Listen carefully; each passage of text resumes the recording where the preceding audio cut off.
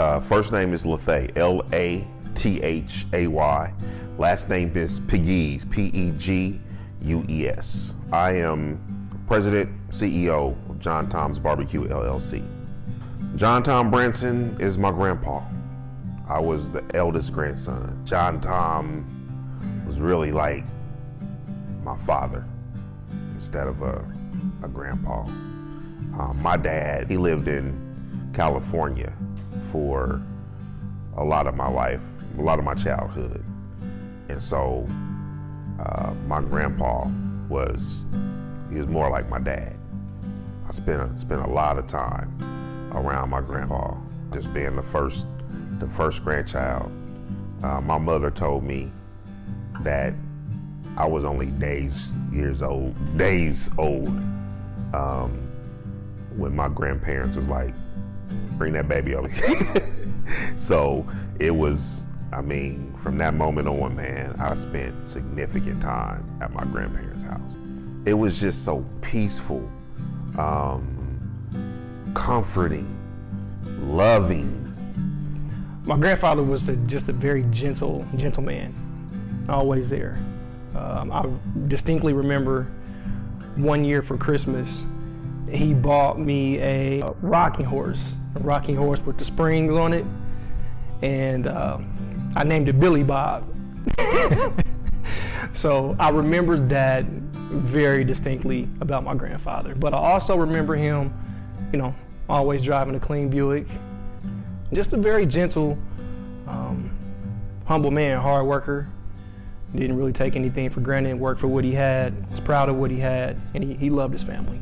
It was about good times and being there and being a part of those moments and those experiences, creating those experiences. They were one of the foundation families here in Muncie. Family values at the top. Loyalty to the workplace, top. Treat people right at the top. I loved him like I loved an uncle. I loved them like I loved an uncle. And when they joined our church, he treated me like, first of all, like a pastor, then as a nephew. And I loved him for that. They were strong, independent, yet cooperative. Everything felt familiar as a family. We all felt familiar, and it was easy to love. So John Tom Branson was born in Madison County, Mississippi.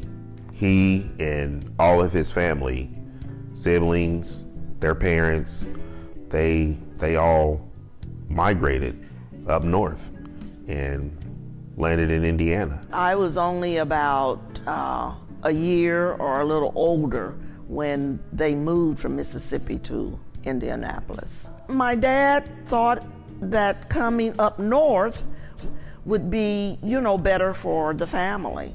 So he followed his father and his siblings. So that's how we, got away from, or moved from Mississippi. My father was in the picture, but like I said, Daddy was always working. Family was so important to all of them. They were such a close-knit family. And, growing up, man, I had all these great aunts and uncles. They were very, very hard workers. And so family was like most important to them. Religion, church. They were a church-going family. In fact, John Tom's brother, my Uncle Jesse, he had a church. That was the family church. That's where everybody went. They built that church by hand. My uncle, people he knew, brick by brick, they built that church with their own hands. So the gospel was very important to my family. I like to say I'm well balanced because my mom's side of the family weren't really churchgoers. And then I have my dad's side of the family who was. So I got some teachings from both sides. But yeah, definitely gotta go to church a few times a week sometimes. So yeah, I say those two things were definitely, and then just being a hard worker, man. So the weekends didn't make any difference. He still got up early. And his brother would come sit on the porch, wait for the coffee, and wait for whatever Daddy was going to do. But when he got that meat ready, I mean, it was early. So it was before 8 o'clock. So can you imagine somebody getting up at 4 or 5 o'clock in the morning? But that was my father. He would get up and do his barbecue, his meat, that time of the morning. And then, of course, he'd have that sauce ready on the stove. Ribs, chicken, ribs and chicken, man. That's he smoked a lot of that. Ribs and chicken. When he was grilling, I know you done heard about the bologna. I know you done heard about the grilled bologna. He would put it on the grill, and it was wonderful. So I always thought it was weird that he would put bologna on the grill. It wasn't until I went to Memphis, Tennessee, and went into a restaurant, and they were actually selling it on the menu. Thick. Boy, was that ever good on the grill. That was one of my favorites, though. And he had a special sauce? Yeah. He had a special sauce. I told you, I spent a lot of time with my grandpa. And so there was a meat market in Muncie called Gommel's, or some people pronounced it Gomel's. But Gomel's was the big meat market. So I remember going in there, and man, they had a glass case that wrapped around the whole store, man. And it's just all kind of meat in there. And I just remember always going to Gommel's with him. But then he would, while he was there, he would pick up the ingredients for his sauce. So I knew what he put in it because I was always with him, and so he would also cook with he would put fresh onions. Once he get his concoction together, he'd cut the ends off an onion, throw the whole onion in the sauce. You know what I'm saying? And let that simmer and let that taste of the onion permeate through the sauce. But my grandpa honestly had developed a sauce that everybody loved. Everybody loved him. When he would make a batch, he'd have that big old pot would be on the stove. And once he get everything mixed and stir it, he put it on low heat and just let it simmer. And then you have to go in. He send you in there to go stir it. Go stir that sauce. So you go in with a big spoon, stir that sauce for him so it don't burn. And then once he made that big stock pot of sauce, he pour them in ball jars. With the little lid. You might have about 4 or 5 ball jars, and then you put them in the pantry. And that's where you kept the sauce. So you wanted barbecue sauce, go to the pantry. Get that big ball jar out, take that lid off, pour you a little bit. But man, that sauce it's the best sauce I ever tasted. And we never thought, I don't think anyone ever thought, one day he may be gone, and what's gonna happen with the sauce? Nobody ever thought of that. So when he passed away, the sauce went with him. He had like an original, the savory, and then he had one that he called Sneaky Hot. And it was honestly sneaky hot. Now, how he did that, I don't know, but at the back end of that sauce, you would feel heat. We had Daddy's sauce. It's always been that. As far as I remember, he always made sauce. So I'm sure he created that way before I was born. So, I was born into this barbecue family. So you got football families, you got soccer families. I was born into a barbecue family. I'm glad that Lethea seen how important that was to his grandfather. Lethea spent a lot of time with my grandfather. He was the first grandchild, and so it was like, it's funny. He would come in on a Friday night or a Saturday, and he was looking for Lethea on the weekend. Lethea spent most of the weekends with us, his dad's family. And it was like, my father, he was a Southern man, and he'd say, Esme, where's that baby? Let's go get that baby. So he always wanted him around. And so I'm glad that he was able to pick up the importance of his grandfather and the love for his barbecue and his sauce. Yeah. On my quest to crack the code, I was onto something that wasn't his, but I'm like, okay, I'm gonna just stay on this road because whatever I'm creating is pretty good. That took me 5 years. From when the first day I said, I'm gonna try to make my grandpa's sauce, to I got a finished product that I was like, this is good. It was almost 5 years. Now, I don't want people to think it was 5 straight years, because I would step away from it, I may step away from it for a couple months. But then, one weekend I may be like, okay, let me try it again. So I had my little notebook where I would write every time I tried. I would write, measure out, and I would write what I did. When I got done, I'd taste it, have my wife taste it, have a couple people taste it. What you think? They give me feedback. And then I was like, okay, all right, yeah, it might be a little too sweet, or it needs something else. So then my next batch, I try to tweak it. I kept doing that until I tweaked it, until I had something that I felt like this was good. Because you had a job before this. Yeah. What did you do before this? I was a news broadcaster. And when I had the idea to try to make my grandpa's sauce, I was a college student majoring in broadcast journalism. When I got to the point where I had created something that I thought was very good, I was a broadcaster. I was a weekday reporter and a weekend anchor in Quincy, Illinois. And the sauce it was a hobby. It was something that I kept attempting to do. So once I finally got the recipe for our John Tom's original, I needed some honest taste testers, unprompted, that I can put this sauce on and just see if they felt like I had something good. So I did that. One weekend, I invited all my coworkers over. It's about 15 people. And I grilled a bunch of food. They came over, I put the food out, and I had this big jar of my sauce with a spoon in it.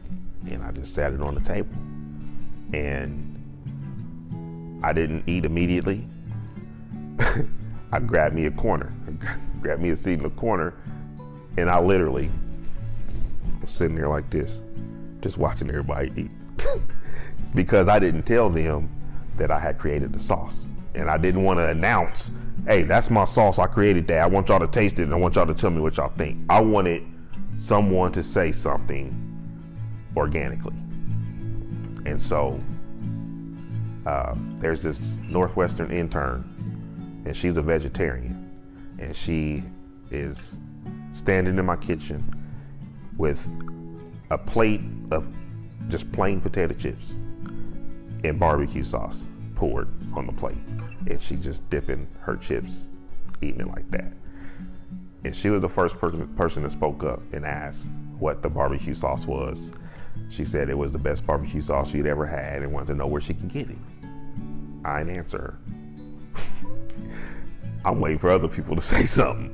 So somebody finally spoke up, and I'm kind of like, yes. So other co-workers chimed in. Yeah, what is this? Where can I get this? This is good. And so when enough of them had said it, I said, all right, I'm about to tell y'all why y'all over here. You guys are over here because that's my sauce I created. I've been working on that sauce for years. And I created that, and I invited y'all over because I wanted some honest opinions on it. And they didn't believe, some of them didn't believe me. They were like, no, seriously, what is this? I'm like, I'm serious. So my wife told him, like, no, he created that barbecue sauce. And so once they realized I wasn't lying and I wasn't playing, then they were just like, man, you gotta do something with this. Like you got something here. Like you gotta do something with this one day. And I think at that moment, that's when I knew I had something. So Lethea and I are first cousins, more like brothers, but we grew up in the house with our grandparents. Lethea is the oldest of us, but you know, we go way back, and I can say that a lot of what I picked up growing up, I modeled from him. I took a lot of cues from him. So he was the first in our family to go to college, went to IU. I did the same thing. Kind of gave me some footsteps to follow.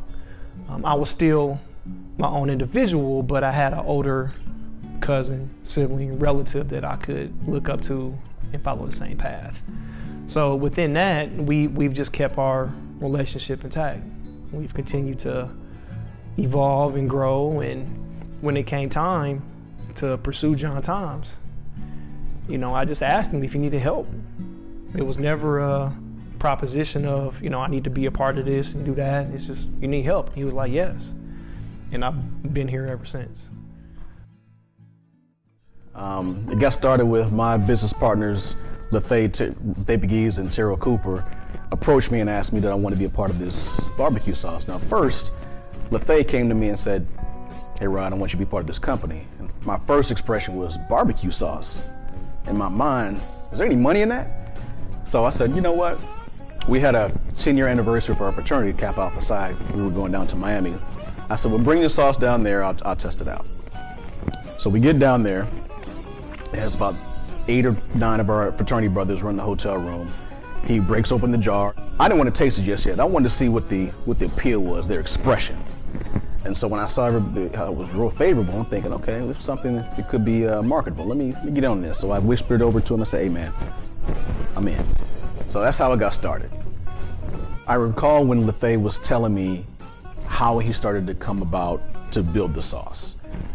And he told me all the iterations he went through. And at the time it was him and his wife, and I think Jared, his oldest son, was born. But she was his tester.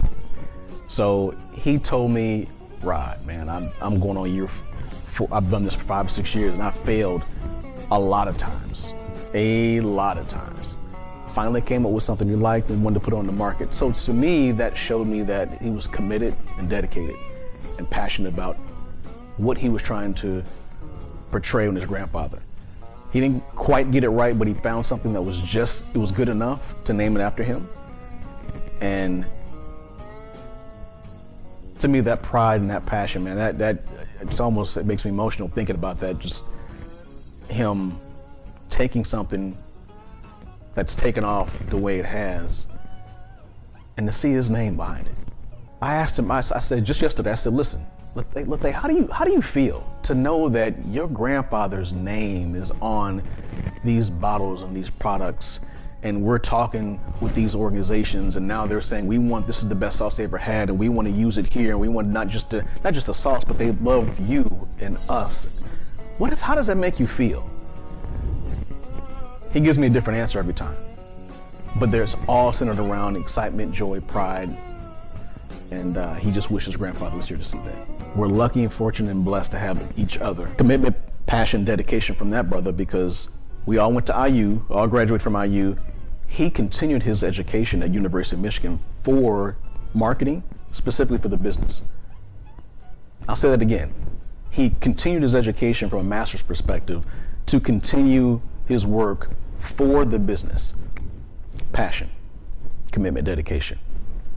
Lethea, that brother leads with his heart. That's my best friend, and we've been through a lot together, and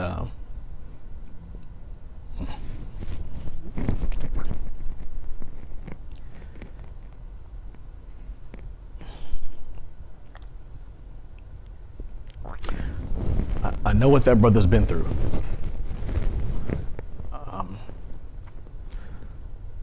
Sorry. When I think about our relationships, our relationship, it's the intangibles. A lot of times when you form partnerships, you have to find someone that has this skill or has that skill. I think we've kind of grown into our skill sets. We've been able to evolve. If there's something that we haven't had, we go out and learn it.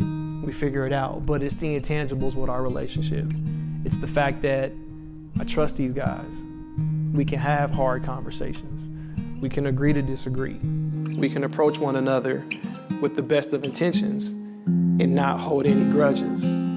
So it's those factors that have really made a difference for us in our business. And it's nothing that, well, this person has this skill, this person has that skill. You know, granted, we fill in gaps, and there's gaps that need to be filled. But it's really the fact that I can go to them for almost anything and have any conversation that continues to push us forward. Selling sauce out of our trunks just to people we knew, you know, no accounts, nothing like that. I mean, the way we started was, you know, it's your typical story. You're trying to start something from scratch with no knowledge, really. We just had sauce in a bottle. Okay, now what? We gotta sell it. We gotta make money. So we started off just selling loose bottles, literally, out of our trunk. Hey man, $5 a bottle. That's what we did. When I sit and think about that for something I created in my kitchen, man, that's surreal, man.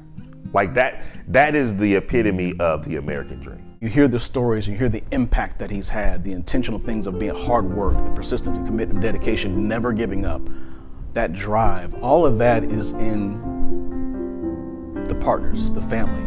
So when I think about legacy, I think about this is something that John Tom is brought down, passed down, carried through his grandsons, and also through with me.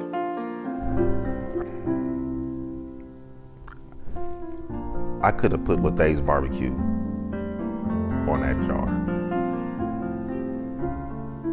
I could have easily done that. It was mine. I created it. But to me, it was deeper than that because I had to think about what made you try to make barbecue sauce in the first place? It wasn't me. It was my grandpa. So everything I did in trying to create that, it was with my grandpa in mind. So there was no hesitation on what I was gonna name this when I start thinking about a business. John Tom. He wasn't really long on his words, but his words were impactful. And I know that he would definitely be proud of the work that we're doing. He would love to see his name on this bottle, on these shelves, in these dining halls, in these restaurants. I mean, he would be so proud. He would be so proud of us.